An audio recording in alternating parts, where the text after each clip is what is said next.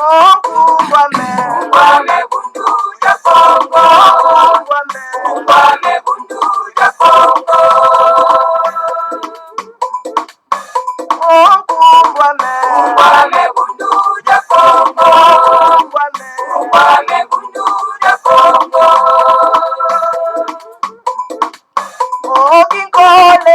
Kole kukongo ya mwenyiko. Ina ya tena mani mumbandwe. Mukuluza kanda ya Kongo. Mukuluza kanda ya Kongo. Vita kukongo ya mwenyiko.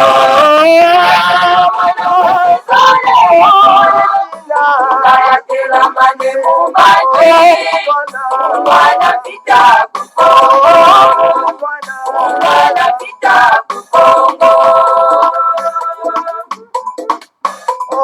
Kiaje ya mwenyiko.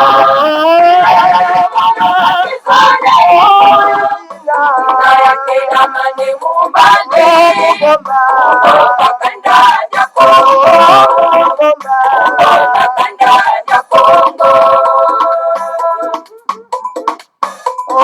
Tombe ya mwenyiko. Kayatela mane mumbandwe. Usoma tembe kukongo. Usoma tembe kukongo. Ungwame bundu ya Kongo. Ungwame bundu ya Kongo. Ungwame bundu ya Kongo. Ungwame bundu ya Kongo. Ungwame bundu ya Kongo. Ungwame bundu ya Kongo. Ungwame bundu ya Kongo. Ungwame bundu ya Kongo. Ungwame bundu ya Kongo. Ungwame bundu ya Kongo. Ungwame bundu ya Kongo.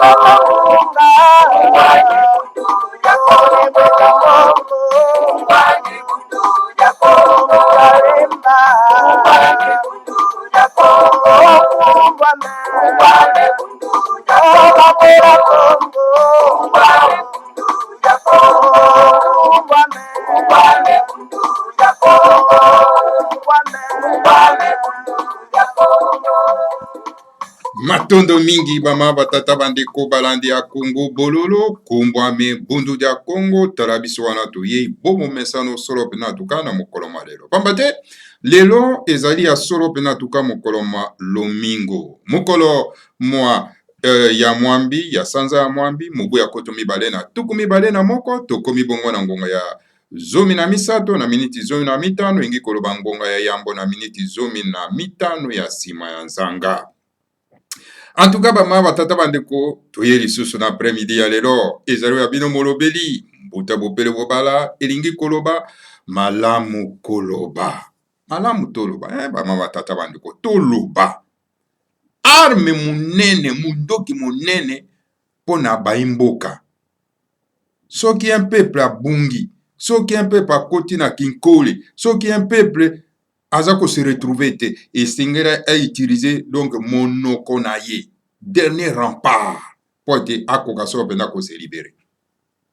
Alors bama batata bandeko balandi ya Kongo bololo tozali kopesa solo pena en tout cas bayenge na biso solo pena en tout cas na mbuta na biso en tout cas mbuta sadiki en tout cas mbuta sadiki toza kopesa yo ba mbote donc consultant monene na kati na Kongo bololo donc mbuta sadiki chercheur ya lingomba ya kimbangiste papi tozali kopesa ye solo pena en tout cas ba mbote bayenge balosako awa na mboka Bundesrepublik Deutschland. Tobosani te moko lisusu molandi ya Kongo bololo toujours na lingomba ya kimbangiste na kombo ya mbuta batomesa en tout cas kuna na mboka ya Stuttgart papi en tout cas toza kopesa ye solo pena en tout cas bayenge bambote na ye kuna na mboka ya Stuttgart. En tout cas Bama tata bandeko balandi ya Congo bololo topesi solo pena ba mbote na biso solo pena tuka bama tata bandeko na mbuta luvavuki na mboka ya Pumbu, donc Kinshasa,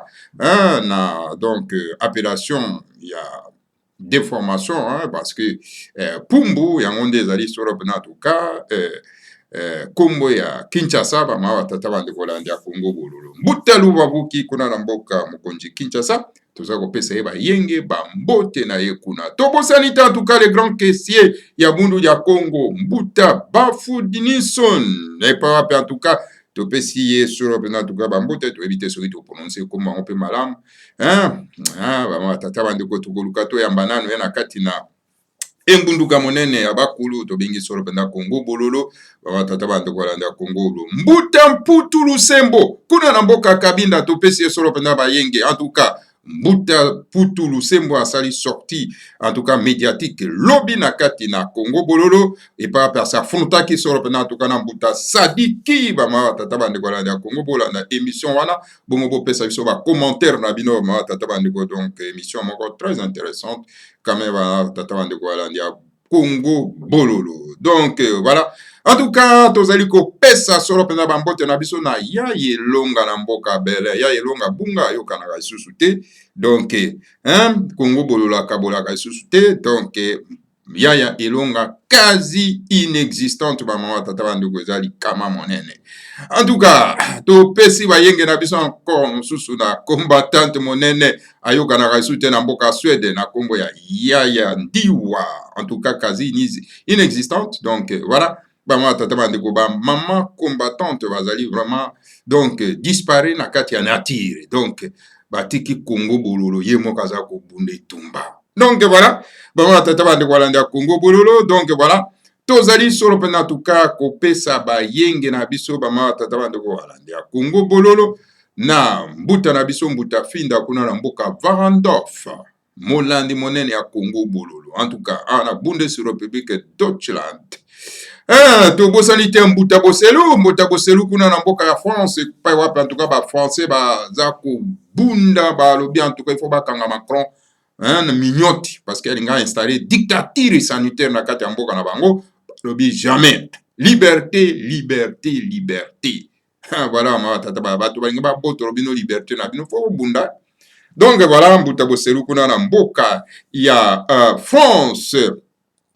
Bama tata mandeko na molonga na ye topesi bango baso en tout cas ba yenge pe ba mbote na bango bama tata bandeko landi ya Congo bololo donc voilà topesani te on a toujours na Bundesrepublik Deutschland Mbuta Vanga awa na mboka ya Bundesrepublik Deutschland na molonga na ye topesi bango baso en tout cas ba mbote pe ba yenge na bango bama tata bandeko donc voilà bama tata bandeko balandi ya Congo bololo tosuki nano wana parce que soki topesi bambote awa ekozwa biso ta molai parce que molongo ezali molai bama tata bandeko mais awa tozali kosukisa solo penda na kopesa ba condoléance na biso na molongani ya Mbuta Bayelele pa wapa en tout cas abungisaki solo penda en tout cas papa na ye et pa pi tozali solo penda kopesa ye ba condoléance na biso solo penda kuna na mboka ya Belgique Mbuta Bayelele molongani na ye donc silaki solo penda ko bungisa papa na ye bama tata bandeko balandi ya Congo bololo et pa en tout cas biso nyonso na kati na Congo bololo tozali ko partager solo penda en tout cas douleur na ye bama tata bandeko balandi ya Congo bololo voilà bama tata bandeko balandi ya Congo bololo tokota na bitu di sujet na biso ya mokolo malelo pamba te lelo ezali mokolo moyenga oyo mokolo bayaki kokosa biso bama tata bandeko na bakolon bayei na babato a vapeur na bango na kati ya babato na bango bamale ya babiblia balobi baye kopesa solo pena en tout cas baimboka c'est-à-dire bacongolais baafricain bonzambe bongo bokoya kopesa biso bonzambe ça veut dire que biso longwa tobotama na mokili oyo toyebaka nzambe te oui tala bonzambe ya malamu toye kopesa bino yango oyo bino bozalaka nango eza bonzambe te eza bosatana ya solo wana ke bato bayaki nde kobungisa biso bama tata bandeko kokotisa biso na monyololo mawa kaka na bandeko na biso oyo balati makambo wana ya bakolon ti lelo bakomi bakolon noir mpona kokoba mosala ya kobungisa bandeko na biso parce que bakolon babimi bakoti sikoyo basala kwa babimi bakoti sikoyo na kati ya baindo bakongole baangole bongo na bongo bamatata bandeko bakoti na kati na bango mpo basalela bango mosala yango wana mosala ezali kosalema ya koabrutir bandeko na biso bamatata bandeko c'est-à-dire kokota na kati na religion coloniale ezali cela veut dire se faire abrutir kokoma abruti oyebi moto soki akoma abruti akomi akomi zoba bakobenda ye na zolo bakolalisa ye suka songolo bakopesa ye batioli songo pakala donc akososolo te. On a abruti notre peuple. Et voilà, kola abimi akoti na kati ya baindo po ete akoba mosala ya koabrutir bandeko na biso e baza kokoba koabrutir bandeko na biso bamama tata bandeko landako e bandeko na biso bakomi baabruti ezala bapoliticien oyo basengeli bakamba mboka na lolenge ya bakoko na biso bango mpe bakomi baabruti bamama tata bandeko landako Kongo bolo ezala baprofesseur na biso oyo bazali censé ya kopesa éducation ya malamu na bayimboka na biso bango mpe bakomi abruti bakosi bango abrutissement wana ya religion coloniale okomona hotel ya professeur Mobimamboni nous sommes des chrétiens sans vergogne. Depuis quand vous êtes chrétien? Depuis quand? Soki kolon ayaki te yo linga ozala chrétien yo babengi yo professeur, c'est-à-dire moto ya mayele, babengi yo universitaire, c'est-à-dire c'est lui qui a exploré l'univers. Et c'est lui qui a exploré l'univers. C'est-à-dire aza na connaissance multiple na kati ya mutu na ye. Siko yo kotika na mwa biloko ya mike oyo, oyo bakolo bamemelaki biso ozokoka kososolo te ke biloko oyo nde ezali base ya abrutissement ya peuple na biso ya mama tata bando. Alors les politiciens profitent de ça pour que bas s'imposer, bas se maintenir dans le pouvoir. Pour que se maintenir dans le pouvoir, il faut abrutir notre peuple. Et pour abrutir notre peuple, il faut utiliser l'instrument colonial ou ekosunga bango pona ko abrutir peuple wana. Est-ce que vraiment soki ba politicien wana ba lingaka penza bandeko na biso? Est-ce que vraiment vous croyez que bakokenda kozwa instrument oyo ko abrutir bandeko na biso pour que ba se maintenir na pouvoir? Si ces gens utilisent cet instrument, il y a abrutissement, c'est tout simplement parce qu'ils n'aiment pas notre peuple. Et le peuple, réveillez-vous que boye ba ete bato bazo konzabino ba lingaka bino te.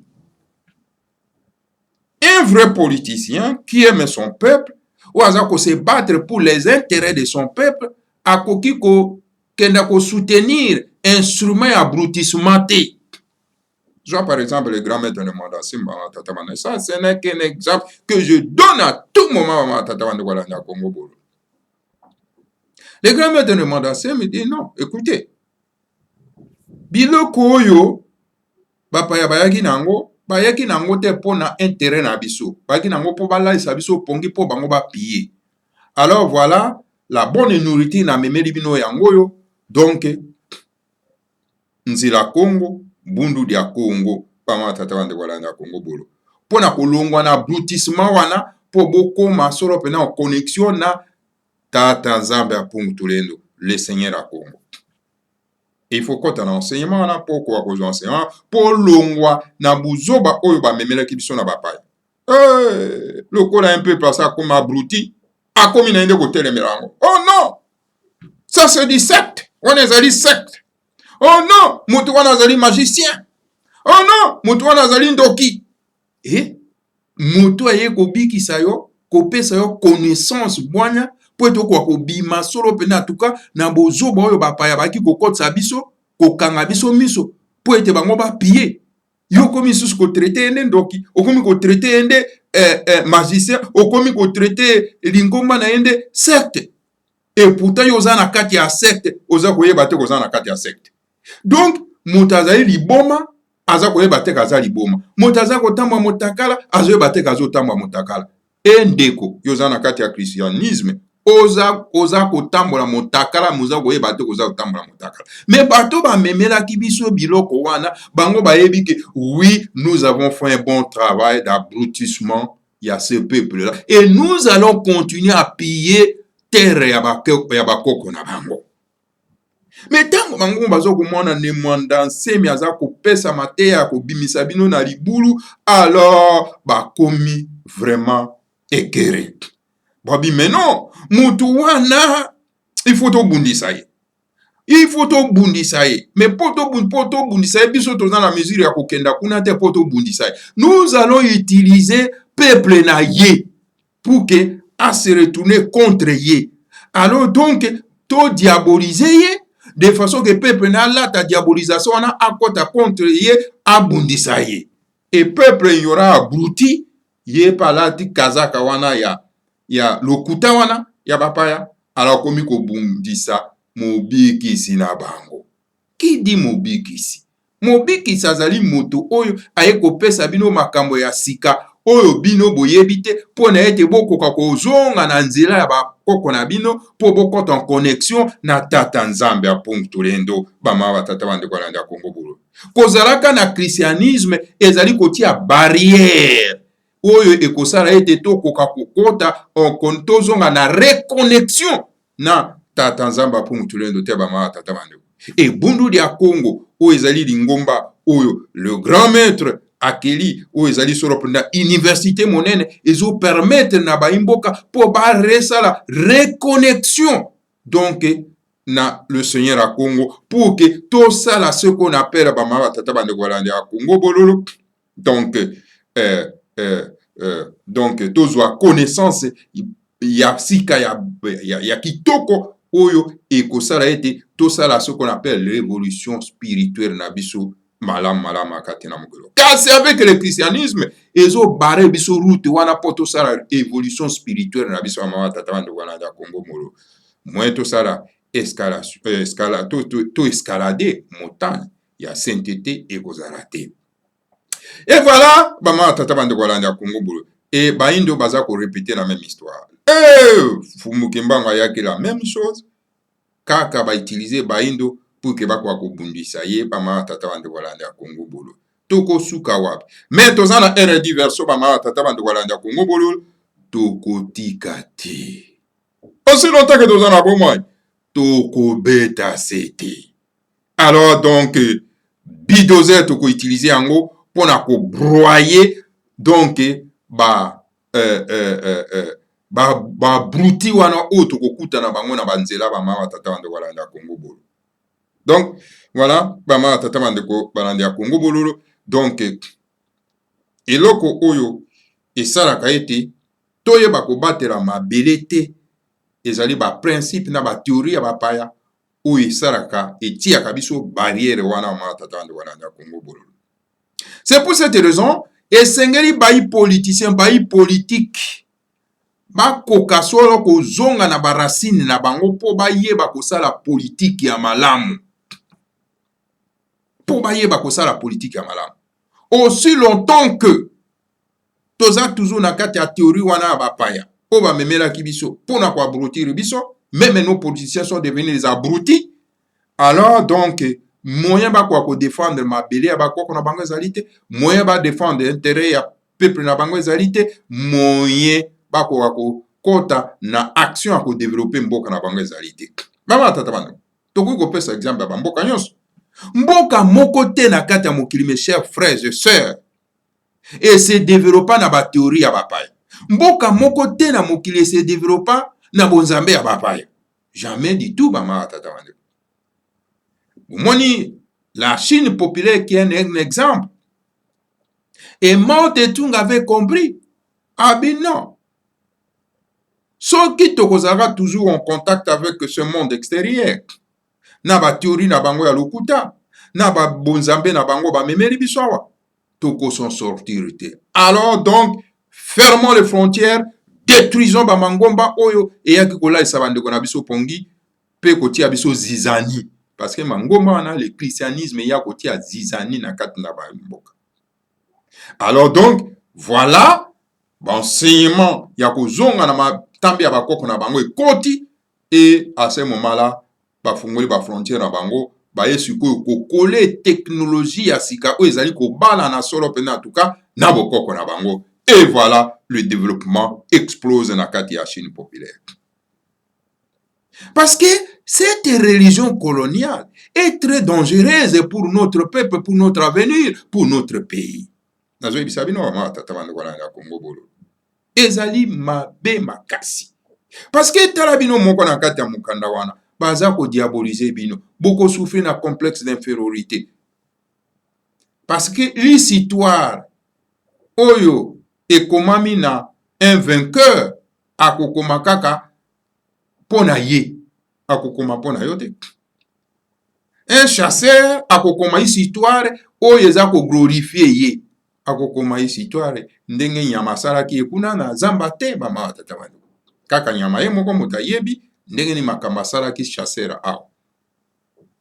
Alors donc yo ko consommer histoire ya vainqueur elingi koloba komikotisa na complexe d'infériorité oyo ekopermettre yo kwa kotambusa mboka wana te, oza na bobangi, oza na complexe ya moto oyo ayaki solo pena kopesa yo solo pena histoire na ye.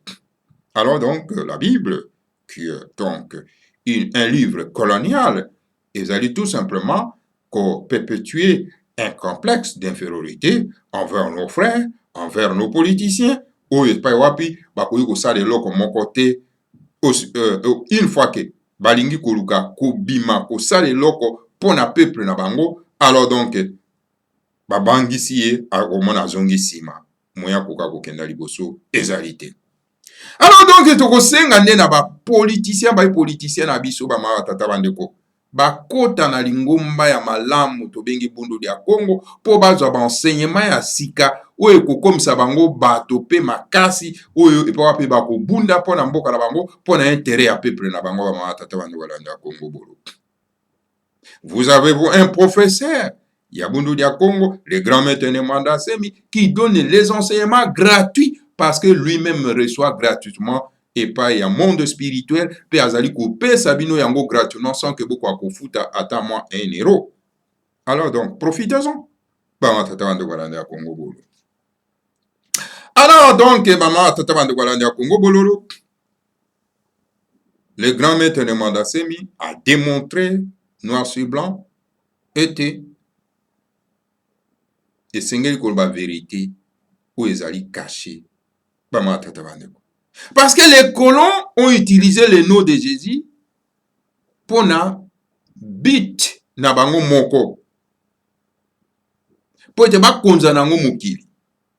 Yangwana Jésus est en colère na mokila molimo. Jésus ba grand esprit bazali en colère na ye. Yangwana ba lobi na ye zonga na mabele pour que na ko corriger ba erreur wana.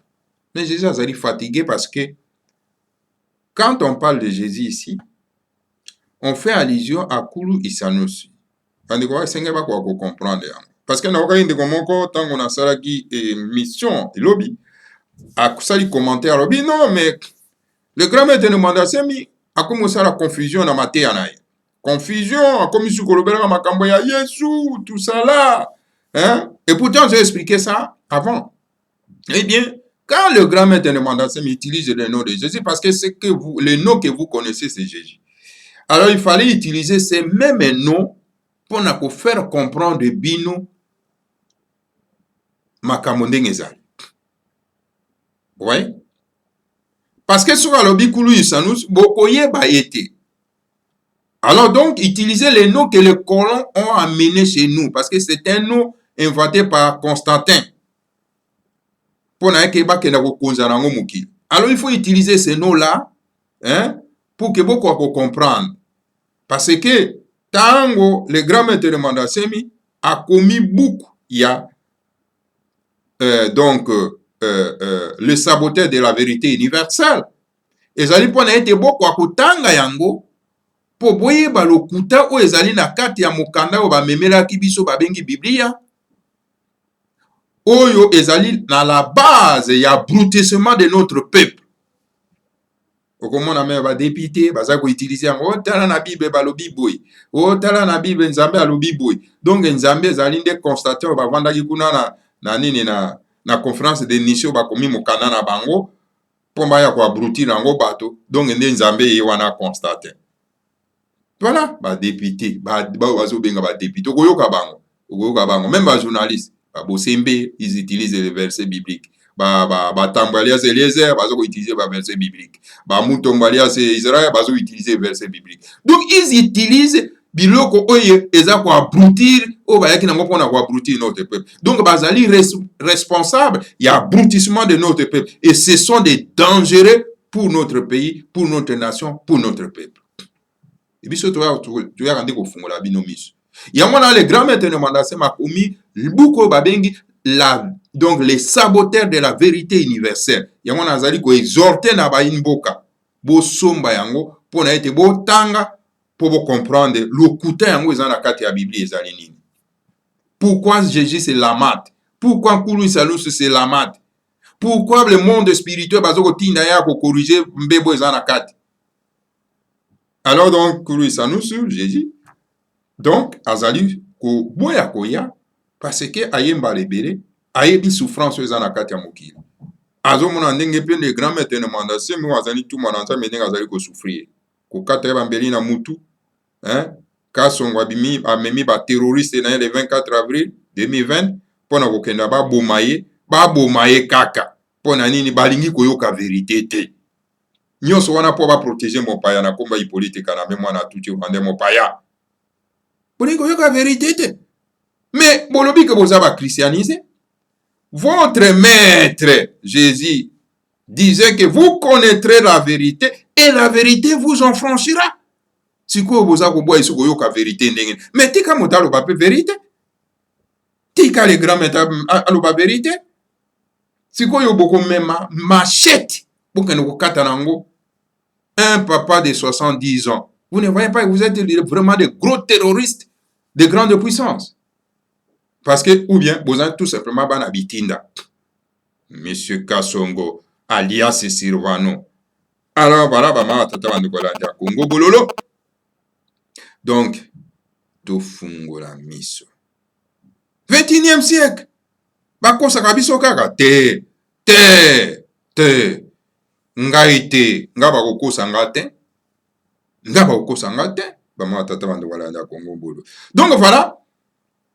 Pour que tu protéger ma belle nabiso et sengeli tozwa ba connaissance ezo sala ke moto ayeba ma belle na ye pour ko protéger na a protéger yango moto ko yeba nani wana un bon politicien azali ko défendre les intérêts mon intérêt c'est-à-dire les intérêts de sa communauté. Quel est ce politicien là, quel est ce leader là na mateya na kozwa connaissance wana ndoko yeba oyo nde azali malamu aza ko défendre les intérêts de ma communauté ou azali mabe ou azali ko défendre les intérêts ya ba colon bongo na bongo ba mata tabande ko landa Congo bolo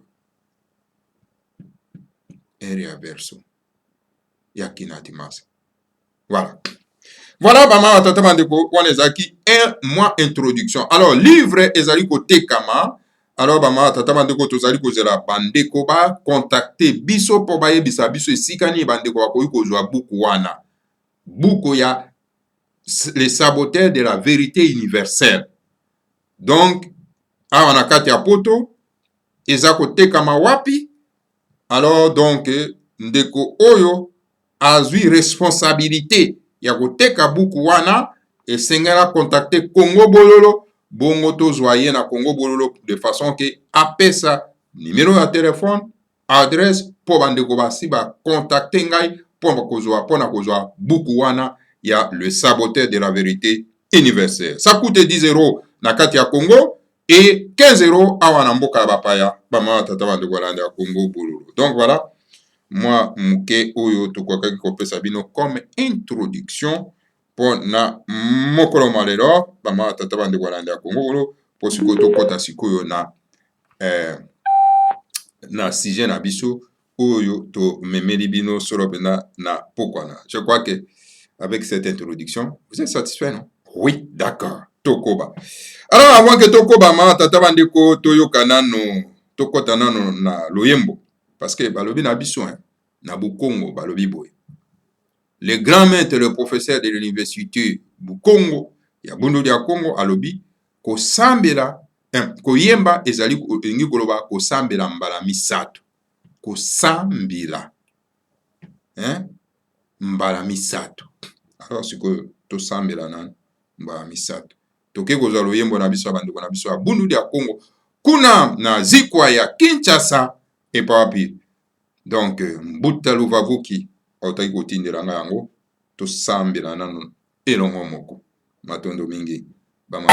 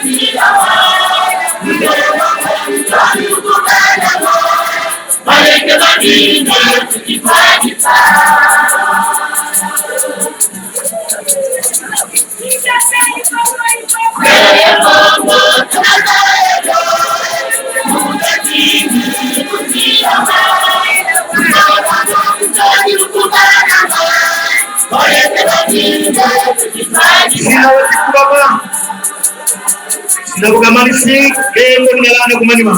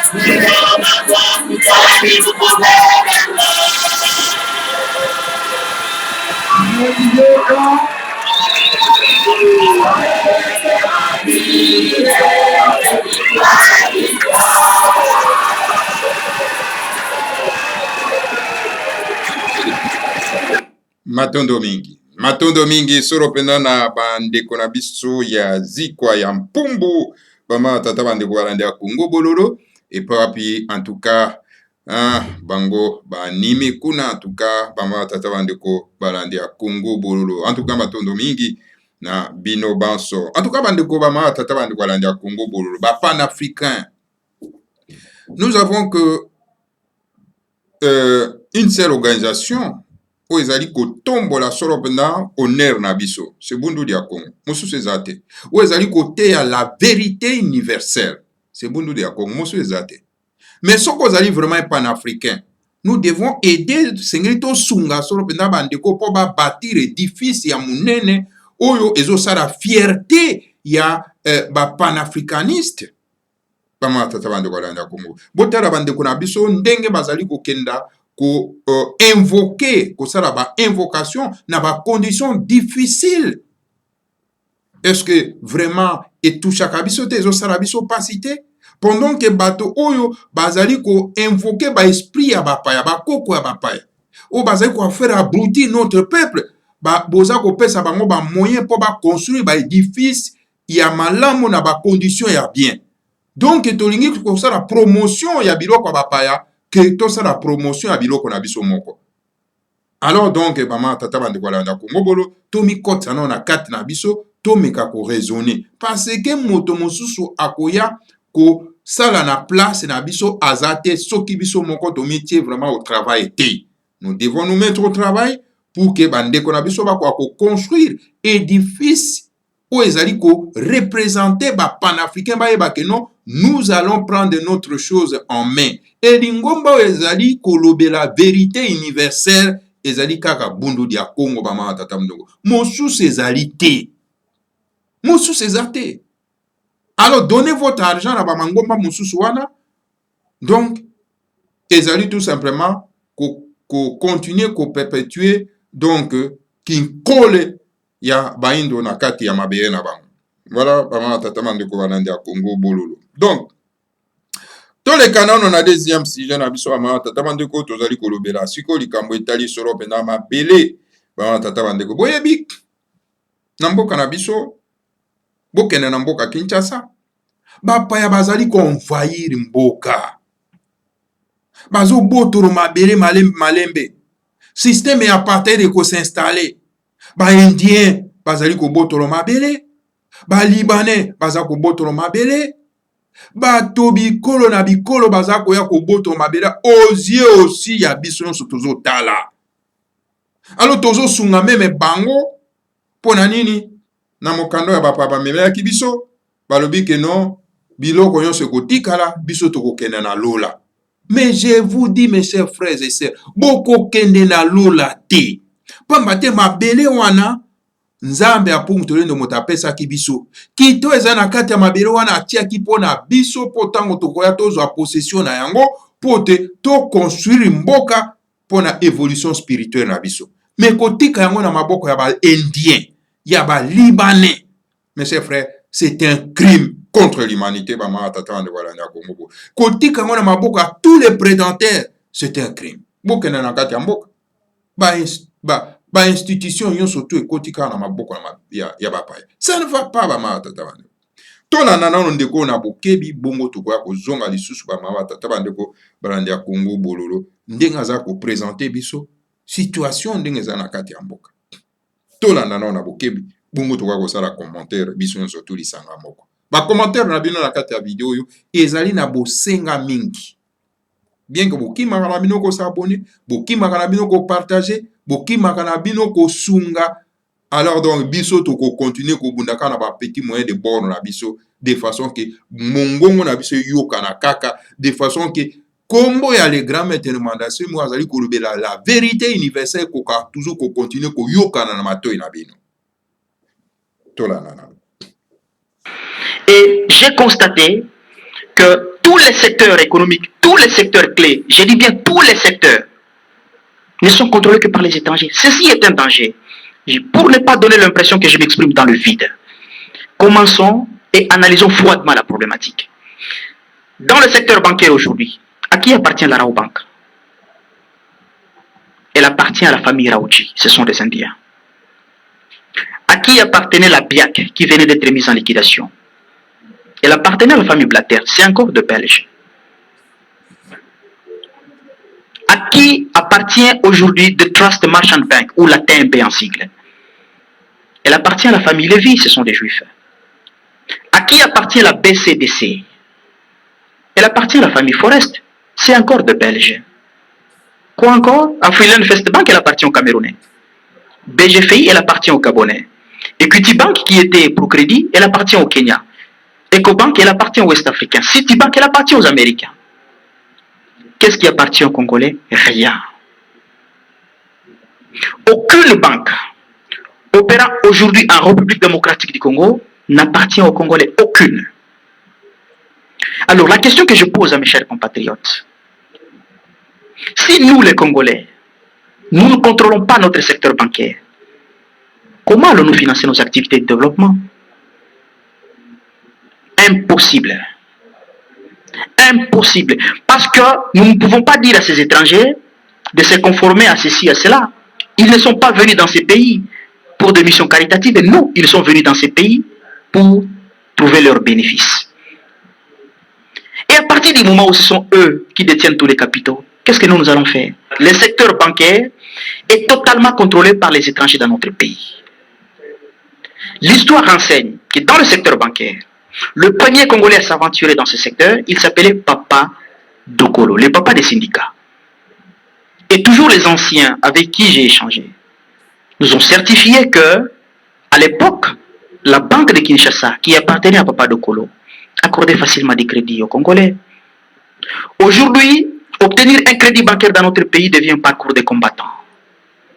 Et pour ceux qui ont cette chance d'en avoir, il faut se poser la question, c'est à quel taux d'intérêt. Le deuxième Congolais qui est arrivé, toujours dans le même secteur, c'est le Papa Kindwelo, avec la Banque internationale au Congo, la BIC. Mais malheureusement, vu les pressions des dragons, Papa Kindwelo n'a pas résisté. Il a dû céder ses participations de la BIC. Et aujourd'hui, la BIC appartient encore aux étrangers. Dans une telle circonstance, M. Prince et chers compatriotes, nous n'irons nulle part. Dans le secteur de la télécommunication, à qui appartient Vodacom Congo? Elle appartient aux Sud-Africains. À qui appartient Airtel? Elle appartient aux Indiens. À qui appartient Orange? Elle appartient aux Français. À qui appartient Free7? Elle appartient aux Rwandais. Qu'est-ce qui appartient aux Congolais? Rien. Rien n'appartient aux Congolais. Et là, nous parlons du secteur conservateur des secrets personnels et d'État. Expliquez-vous un peu. Mais toutes les communications que nous faisons, qui gèrent ça? Ce sont ces sociétés de la télécommunication. Et ce sont ces sociétés-là qui détiennent alors nos secrets. C'est horrible, c'est très mauvais pour le pays. C'est un danger. C'est un danger. C'est un danger. Vous pensez que les autorités congolaises ignorent ces dangers? Pour découvrir d'abord qu'il y a danger, qu'il faut réfléchir. La question que je pose ici, est-ce que nous, Congolais, nous réfléchissons? Parce qu'au regard de la situation dans laquelle nous vivons aujourd'hui, j'ai l'impression de dire non. Et pourtant, nous devons réfléchir. Exact. Allez-y. Nous devons réfléchir. On ferme la parenthèse. Et je viens de vous démontrer aussi dans le secteur économique, dans le secteur de la télécommunication, que nous ne contrôlons rien. Et c'est le secteur dépositeur des secrets privés et des secrets d'État. Allons encore dans le secteur minier, qui est le pourvoyeur de plus en plus. Voilà. Voilà. Bama tata bandu walanda Congo bololo. Donc, nazuka moi extrait wana. Pour na kolakisa bino comment est-ce que l'occupation ya mboka na biso ezali na tous les domaines et que nos frères politiciens ne contrôlent absolument rien. Si comme mboka so ezali occupé na modèle wana. Mais comment vous allez vous en sortir? Comment vous allez vous en sortir? Donc, ndeko alakisi na domaine ya ba banque, na domaine ya télécommunication, na domaine nyonso tout, donc occupé. Alors siko bama tata bandeko, siko tozwaki indépendance pour na nini? Posez-vous ces questions. L'indépendance oyo ba bandeko na biso, ba tata na biso, ba koko na biso, ba bundaki ezalaki pour rien. Donc ba verser 100 na bango pour rien. pour que tozonga lisusu tokweya lisusu na récolonisation. Pourquoi nous les Congolais nous n'avons pas peur de la récolonisation? Pourquoi? Pona nini? Alors, esengeli to banda ko réfléchir là-dessus. Soki moyen de communication ezali na maboko ya bapaya. Ça veut dire que secret na bino nyonso tu ezali banda. Osola na ndeko bazo kolanda kuna na libanda. Azosola na yeni. Ozwi téléphone osola ta na le grand maître ozosola moyen osola makambo ya profondeur ezalité. Pona nini baza koyoka. Ozosola ka likolo. Pona nini bazo koyoka. Mais bato bayebi te que moyen de communication na biso ezali solo pendant en tout cas écouter na extérieur, contrôler na extérieur. Donc comment na aza ko mi pesa pona koloba le profondeur ya makambo. Mais oyeba te parce que ezali non. Un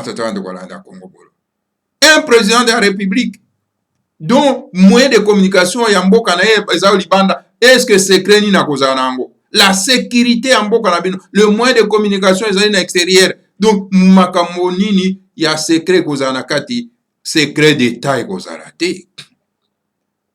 Hein? Banque ezala occupé na bapaya. Hein?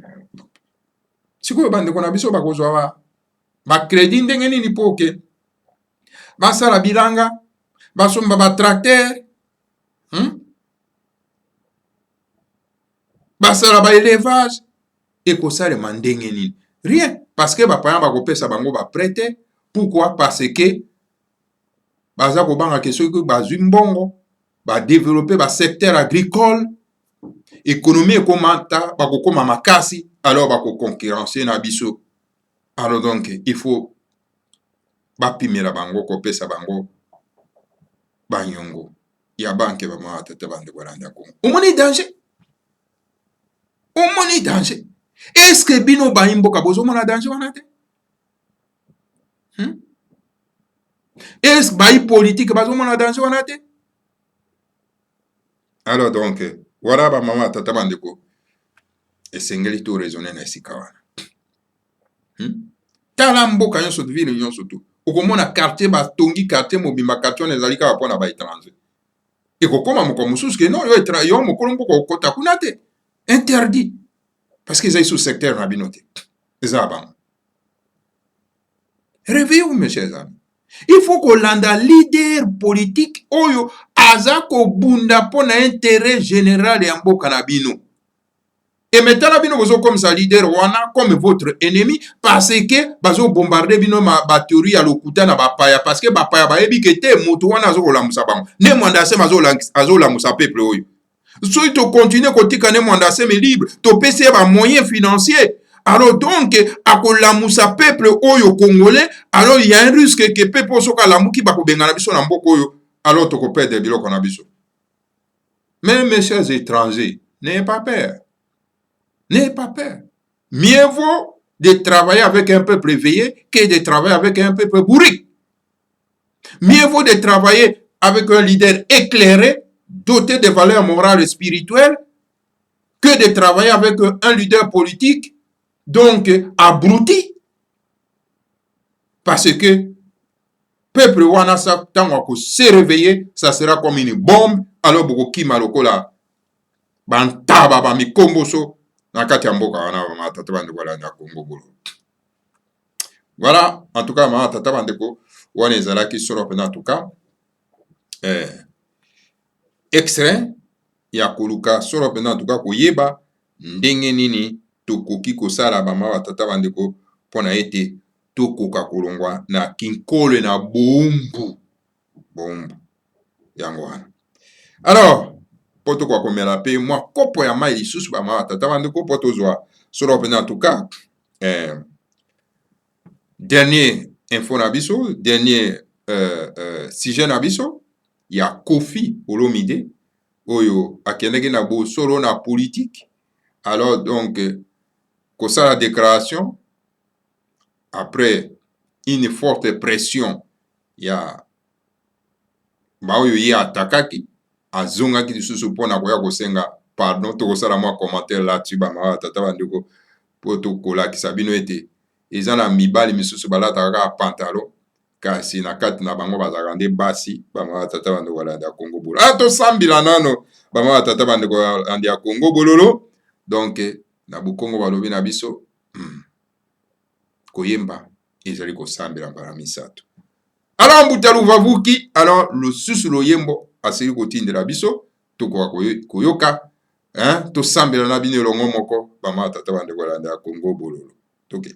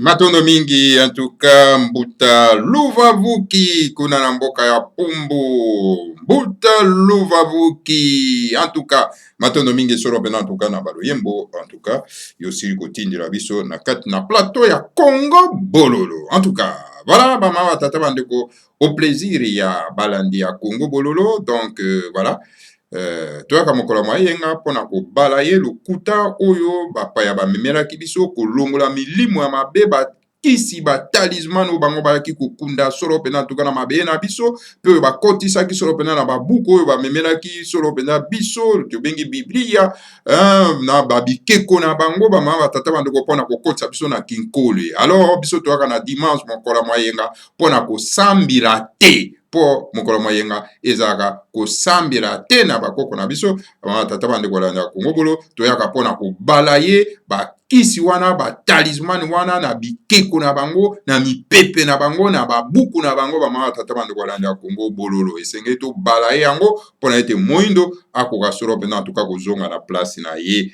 bamama tata bandeko balanda Kongo bololo. Donc voilà. Alors, tozongi lisusu na plateau, bama tata bandeko tozobe kokoba, tokomi na suka. Bien que lelo tozali mwa molai, 55 minutes environ. Alors, donc, si j'ai biso ya suka. Il paraît que moto babengi Koffi Olomide, oyo artiste musicien ya Congo, musique, oui bien, très bien, oui bebisaka merci na biso bama tata bandeko. L'incarnation ya kobebisa mère Sanabiso, Koffi Olomide.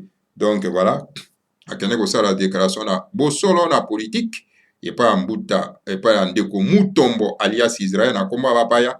Donc voilà, na sima 48 heures monsieur Koffi Olomide alors a une menace. Il y a Olivier Lembe, moi c'est Hippolyte Kanambe. Alors donc azago obligé zonga isusu po ya ko senga pardon. Bama tata bande kwa landa Kongo bolo.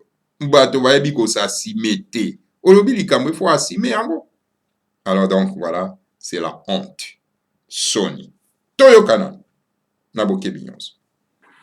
Très bien. Naïbi ke boza rebelle pour annoncer qui yango peut-être Mamsou Bandima qui effectivement c'est ça la réalité parce que tozali obligé ceux qui moto andimi à participer na bosolo.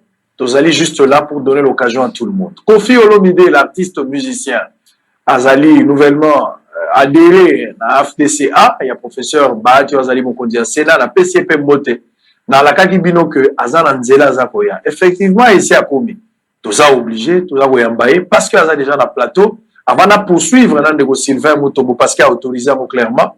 Alors, Tozwandeko Koffi, il a un message important. Parce que dans 48 heures, l'artiste est revenu. À Bossanagini, il y a un obligé à Goyokai. Artiste Koffi Olomide, grand artiste à Mboganabiso. Vous étiez invité il y a cela 2 jours à Wanabosolo na politique. Passage Moko réussi, parce que tu vas témoigner quand même tout ce qui a été fait. Bravo quand même pour ça. Mais en outre, la personne a nous beauté, Nengozogi Solelo. Mbote mingi sango. Alors, 48 heures, Koffi Azonga pas battre. Évidemment, là, la émission en direct dans Excellence Sylvain Mutombo. Mais, au lobby qui est aux Zoya, si le ministre Andimi qui est tout déplacé hier, Azara nous permet de moniquer tout 4e émission, justement, transition, le temps qui est au quota. Nini Obosana qui est au Goloba. 48 heures après émission, tout ça là qui, où dans le bail Makamouya, il y a Mboka Nabiso, Mboko Ngalinga, Roba Tebele, Peba Sepela Ginango, na me rendre compte quand même que, na lapsus Moko, na lésé maman Olive. Vraiment, na yaki a une émission pour na faire souffrir qui que ce soit. Na yaka pour na le bain au nom y a pas compatriote nangai. Mais tant 48 heures après, les na les lois.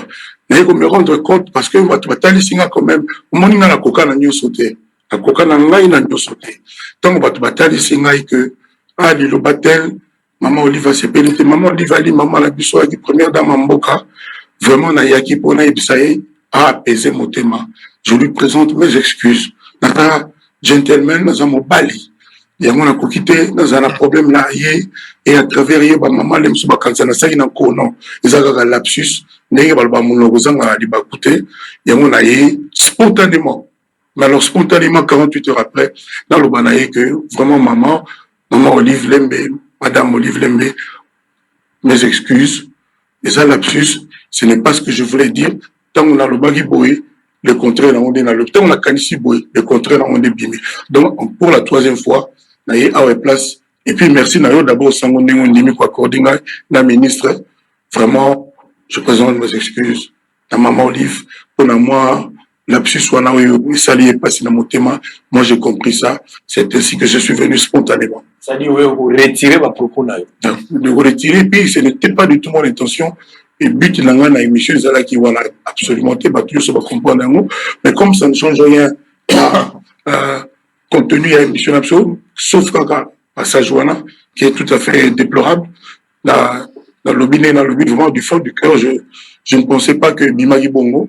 Donc, je regrette ça. Est-ce qu'on peut conclure ici que Kofi Olomide, artiste musicien, est revenu parce qu'il vit des pressions après cette émission, des pressions. Babimisi ma photo a peu perdu à Kalabara. Peut-être à cause de ça, nous l'obité. Avant, Babimisa va vérité, la gamme sonne la zone n'angaï. C'est-à-dire que na musika te na yaki kaka passer nga moko na motema na regretta ki tant batali singai nga za le en direct. Tant batali singa na regretta ki oui c'est vrai oui.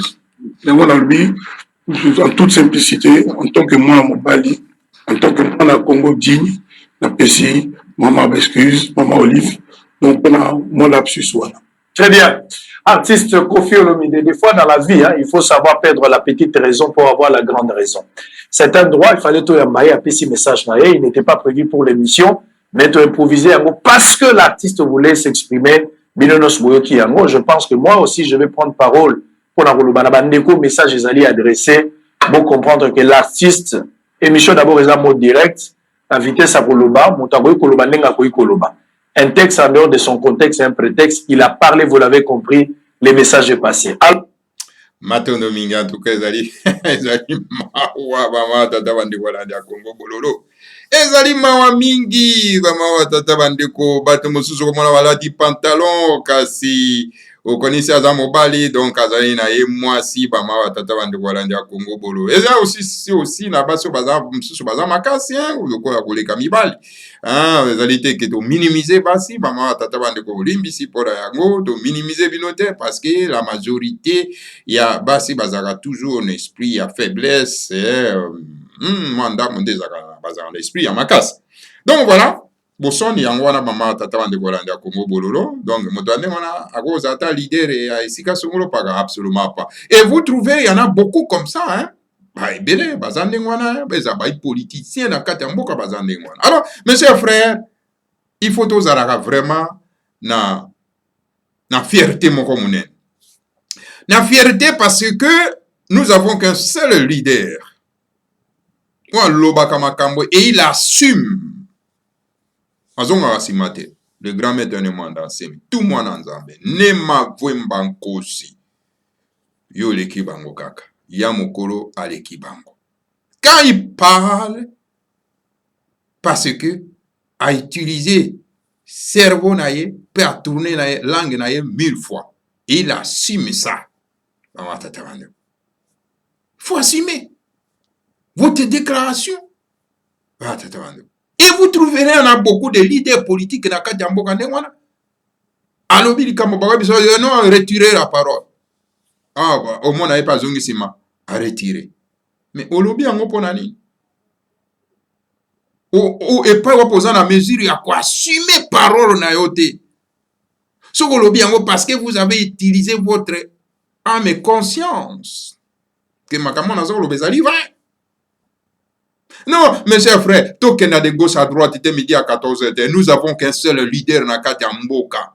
Pour tout ça, il vraiment Congo to Kango la yango. Non. Tozo atipoi. To vendre ça les grands-mères de Mwanda Semi. Allez, Zoa Moutou Mboka Tamusango.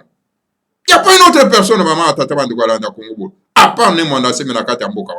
Et il est le seul leader charismatique qui fait peur. N'a politicien au Bazana Kata Congo, paix dans le monde occidental. Les Européens, les Occidentaux ont peur des grands maîtres de Mwanda Sembama Tatabandeko.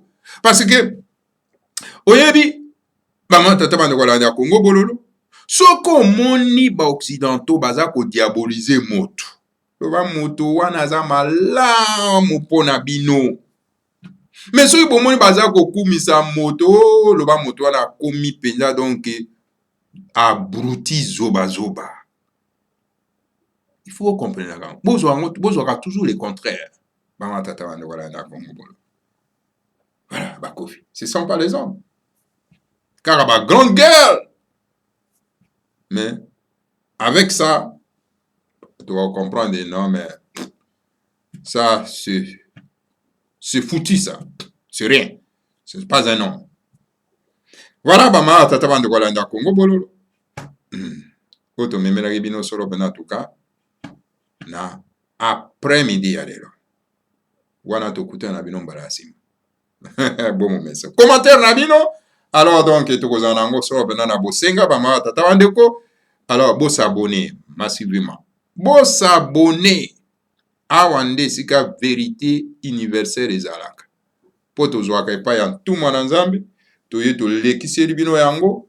Alors, il y a au félé. Ou paningi ko participer à l'émission, à Bengi Biso, tu ko pesa ye espace ya ko participer na émission. Ou ko futa na meate. L'essentiel kaka.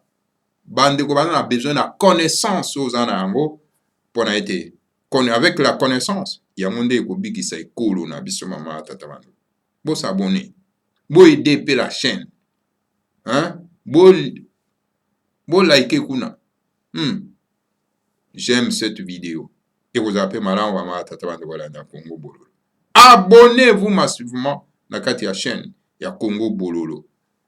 Parce que c'est la seule unique chaîne la diaspora où ils allaient kolobela solo pendant le panafricanisme, où ils allaient kolobela solo pendant mokonzi ya panafricanisme, le grand maître Nemanda Semi, tout le monde en Zambie. La seule chaîne est unique. Il n'y a pas une autre. Ba mususu ba mekaki ba katani na nzela. Ba komi na bango donc ba opposant à le grand maître Nemanda Semi. Et là on y balandaki to éviter na loyenge. Voilà. Maman, tata mande ko landa Congo Bololo. To kutana bino mbala asim. Alors, que bakulu na biso ba kwa kopambola biso nyonso. Ba pamba le grand maître na Mandasemi, pe ba pamba mabele ya bana somi ya mboka Congo, l'igno de Timanti. Voilà. L'Afrique ekozala construit na lolenge ya ekipata. Bye bye. Mvuka ya Timanti. Afelika ya pa di finamene tuwa. Kabudia bakeluba. Uluzorora watanda wa Mungu tulendo. Makanda mava musoma futuka yondama. Osaweni na ninga masina makikulu. Kongoja bakongoja futuka Kongo. Uluzorora watanda wa Mungu tulendo. Makanda mava musoma futuka yondama. Osaweni na ninga masina makikulu. Kongoja bakongoja futuka Kongo. Afrika ya Afrika ya poli na tuwa. Afrika ya poli fina mene tuwa. Afrika ya Afrika ya poli na tuwa. Afrika ya poli fina mene tuwa. Efi ya mbita tetirwa na kukongo. Ipanza kya Kongo yekivuka kya Timanti. Efi ya mbita tetirwa na kukongo. Kongo ya bakongo ya futuka Kongo. Efi ya mbita tetirwa na kukongo. Ipanza kya Kongo yekivuka kya Timanti. Efi ya mbita tetirwa na kukongo. Kongo ya bakongo ya futuka Kongo. Afrika ya Afrika ya poli na tuwa. Afrika ya poli fina mene tuwa. Afrika ya Afrika ya poli na tuwa. Afrika ya poli fina mene tuwa. Zakuza kuna tantuza sosina katulon. Ulusolola batata mapungu tulendo. Siku mia zone za kwanza zinatungwa. Yefuka Afelikana mukivuka kyantimati Zabuza kuna dantuza zozi akatulwa Ulusorola bakanda makumu tulendo Sikumi na zole za kwanza zinatungwa Kevukana mukivuka kyantimati Afelikana Afelika ya mbali na tumwa Afelika ya mbali ya mbali zina mene tumwa Afelika ya mbali Afelika ya mbali na tumwa Afelika ya mbali zina mene tumwa Sikumi na zole za kwanza zinatungwa Kongo kwimakambu bengela kuvanguzami Oyo makajanga kivuku bangi chwapa Kasaimu kivuka kyantimati Sikumi na zole za kwanza zinatungwa Kongo kwimakambu bengela kuvanguzami Oyo makajanga kivuku bangi chwapa Kasaimu kivuka kyantimati Afelika ya Afelika ya mbali na tumwa Afelika ya mbali zina mene tumwa Afelika ya Afelika ya mbali na tumwa Afelika ya mbali zina mene tumwa